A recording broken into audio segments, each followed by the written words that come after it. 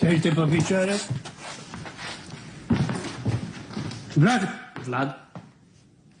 Mamă, nu pot să cred că ai spus la toată lumea.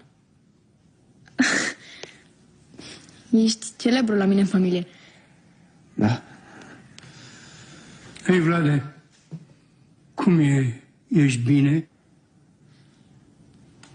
Da, bine. Și Ancuța, e bine? Da, sunt bine.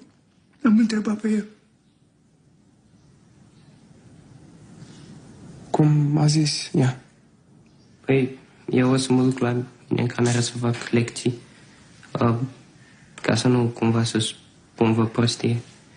Mă bucur că ne-am revăzut, Vlad. Vă cunoașteți? Da, l-am mai văzut la concerte. De acolo, știu. Cred că ar trebui să mă retrag și eu. Mă duc să-mi fac lecțiile.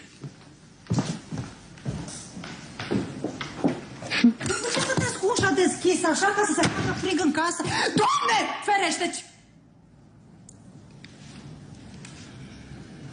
Vlad?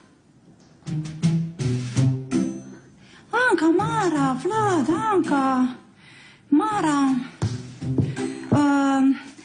Eu sunt mătușa lui Anca. Dacă faci rău la fată, mătușa sare la beregată, s-a înțeles?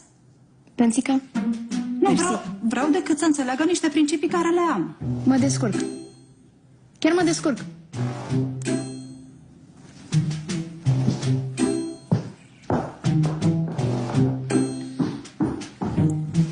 Ok.